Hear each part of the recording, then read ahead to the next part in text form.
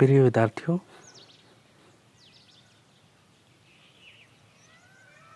सुबह की नमस्ते। ऑनलाइन क्लास में आपका स्वागत है। हम 7th class Hindi RBSE board 7th class Hindi पढ़ रहे थे, जिसके 2 अध्याय हमने पूर्ण कर लिए थे। आज तीसरा अध्याय का नाम है हिमालय की बेटियाँ। अब ये कौन है हिमालय की बेटियाँ? लेखक नागार्जुन द्वारा रचित हिमालय की बेटियाँ। अब ये कौन है हिमालय की बेटियाँ? हिमालय की बेटियाँ हैं नदियाँ, जो कि हिमालय पर्वत से निकलती हैं और पहाड़ों मैदानी भागों में होती हुई मनुष्य को एक सुख प्रदान करती हुई, जो सच्चा सुख है, पानी कृषि भूमि को सिंचित करती हुई आगे बढ़ती हैं और समुद्र में जाकर मिल जाती हैं।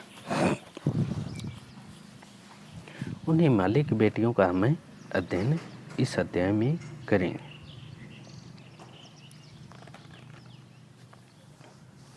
अभी तक मैंने उन्हें दूर से देखा था। लेखक नागार्जुन जो कहते हैं कि अभी तक मैंने उन्हें दूर से देखा था, उन्हें नदियों को दूर से देखा था।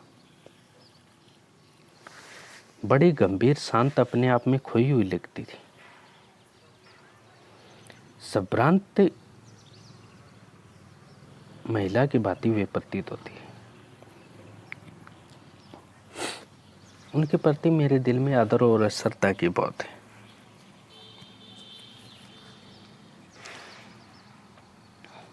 माँ और दादी, मौसी और मामी की गोद की तरह उनकी धारा में डुबकियां लगाया करता था। परंतु इस बार जब मैं हिमालय के कंधे पर चढ़ा तो वे कुछ और रूप में सामने थी। मैं हैरान था कि ये दुबली पतली गंगा, यही यमुना, यही सतलज समतल मैदानों में उतरकर विशाल कैसे हो जाती। मैंने हिमालय पर्वत पर देखा, जहाँ से वो निकलती हैं, वहाँ जाकर देखा तो एक पतली सी धार थी। तो मैंने सोचा कि ये दुबली पतली गंगा है, ये यमुना है, ये सतलज है, ये समतल मैदानों में जाकर अपना विशाल रूप कैसे धारण कर लिए थी। इनका उछलना और कूदना, खिलखिलाकर लगातार हंसते जाना, इनकी ये भावभंगी, इनका ये उल्लास कहाँ गायब हो जाता मैदान में जाकर। किसी लड़की को जब मैं देखता हूँ, किसी कली पर जब मेरा ध्यान अटक जाता है, तब भी इतना कौतूहल और विस्मय नहीं होता। किसी लड़की को जब मैं देखता हूँ, सुंदर लड़की को जब मैं देखता हूँ, तो भी मेरा ध्यान इस तरह आकर्षित नहीं होता। इतना कौतूहल, इतना विस्मय मेरे अंदर पैदा नहीं होता जैसा कि आज हुआ है। किसी कली को देखकर मेरा ध्यान अटक जाता है, लेकिन आज तो कुछ अजीब ही महसूस हो रहा था लेखक को। तब भी इतना कौतूहल और विस्मय न होता जितना कि इन बेटियों की बाल लीला देखकर, बचपन की लीला, बाल लीला।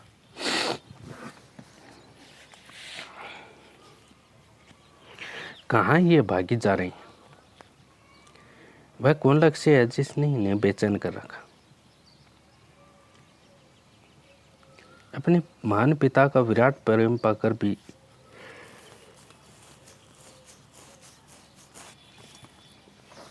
महान पिता यानी हिमालय पर्वत, जहाँ से निकलती है। हिमालय को नदियों का पिता कहा है लेखक ने यहाँ पर, क्योंकि नदियाँ हिमालय से निकलती हैं। विराट, बहुत अच्छा प्रेम पाकर भी अगर इनका हृदय अतृप्त ही है, इनका हृदय नहीं भरा है, इनका मन शांत नहीं हुआ है, हृदय अतृप्त, मन की अशांति,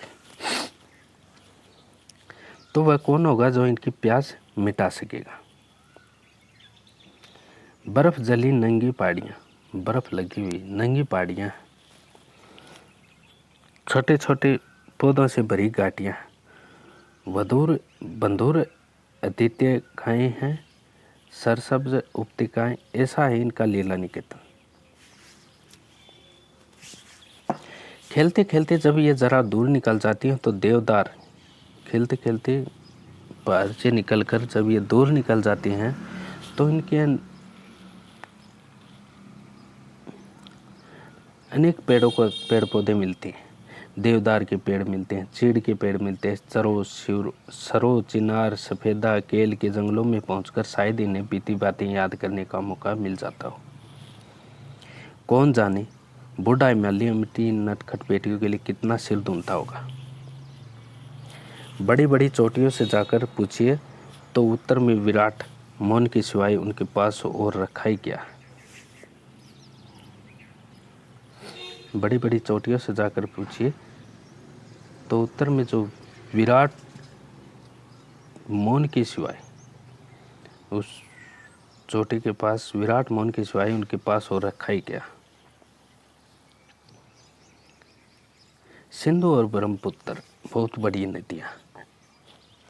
ये दो ऐसे नाम हैं जिनके सुनते ही रावी, सतलुज, व्यास, जेनाब, झेलम, काबुल, कुबा, कपीस, गंगा, यमुना, सरयू, गंडक, कोसी आदि हिमालय की छोटी बड़ी सभी बेटियां आंखों के सामने नाचने लगती हैं। वास्तव में सिंधु और ब्रह्मपुत्र स्वयं कुछ नहीं है।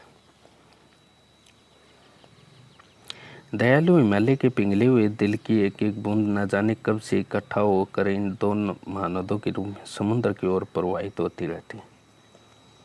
कितना सौभाग्यशाली है वह समुद्र जिसे पर्वतराज हिमालय की इन दो बेटियों का हाथ पकड़ने का श्रेय मिला। कितना सौभाग्यशाली है, कितना भाग्यशाली, अच्छा भाग्यशाली, सौभाग्यशाली, अच्छा भाग्य वाला वह समुद्र जिसे पर्वतराज, पर्वतों का राजा हिमालय की इन दो बेटियों सिंधु और ब्रह्मपुत्र, दो बेटियां नदियां का हाथ पकड़ने का श्रेय मिला।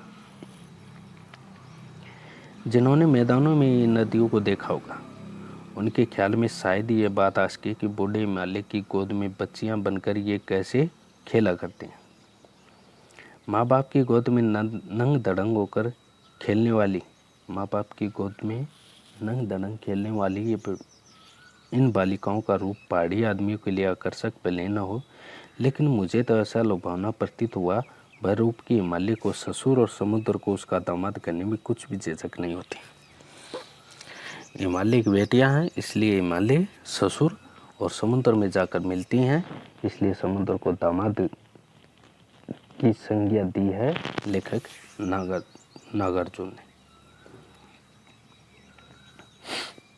कालिदास के विरही यक्ष ने अपने दोस्त से कहा था, वेत्रवती, बेतवा नदी जो है,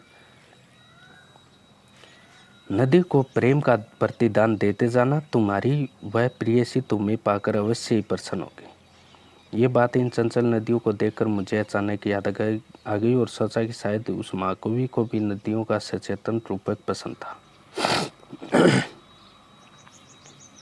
दरअसल जो भी कोई नदियों को पहाड़ी घाटियों और समतल आंगनों के मैदानों में जुदा जुदा शक्लों में देखेगा तो वही इसी नतीजे पर पहुंचेगा।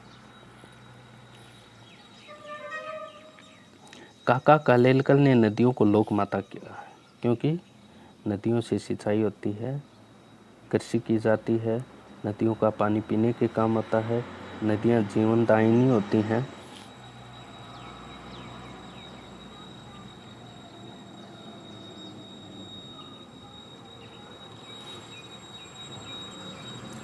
पानी ही मनुष्य जीवन का आधार है, इसलिए काका कालेलकर साहब ने नदियों को लोक माता कहा। किंतु माता बनने से पहले यदि हम इन्हें बेटियों के रूप में देख लें तो क्या अर्ज है। और थोड़ा आगे चलिए, इन्हीं में अगर हम प्रेयसी की भावना करें तो कैसा रहेगा। ममता का एक और विधाग है जिसे हम इनके साथ जोड़ सकते हैं। बहन का स्थान कितने कवियों ने इन नदियों को दिया। एक दिन मेरी भी ऐसी भावना हुई थी। थोलिंग तिब्बत की एक जगह है की बात है। मन उचट गया था, तबीयत ढीली थी। सतलज के किनारे जाकर बैठ गए। दोपहर का समय था। पैर लटका दिए पानी में। थोड़ी देर में उस प्रगतिशील जल ने असर डाला, तन और मन ताज़ा हो गए, तो लगा मैं गुनगुनाने। जय सतलज बहन तुम्हारी, हे बहन सतलज नदी तुम्हारी जय हो। लीला अचरज बहन तुम्हारी, तुम्हारी लीला अचंभित कर देने वाली है, अचरज पैदा कर देने वाला है। वह मुदित मन हटा कुमारी, कुमारी से मन हटाकर तुम्हारे ऊपर मेरा मन मुदित हो गया। जाऊं मैं तुम पर बलिहारी, हे सतलज नदी मैं तुम पर ही बलिहारी जाऊं, तुम पर ही न्योछावर हो जाऊं। तुम बेटी यह बाप हिमालय, तुम मेरी बेटी हो और ये तुम्हारा पिता हिमालय है। चिंतित है, चिंता में डूबा हुआ है ये हिमालय, पर चुपचाप है। प्रकृति नटी के चित्रित पट पर, ये जो प्रकृति है इसके चित्रित पट पर अनुपम अद्भुत अविस्मरणीय अद्भुत छाप है हिमालय। जय हो सतलज बहन तुम्हारी, है बहन सतलज तुम्हारी जय हो।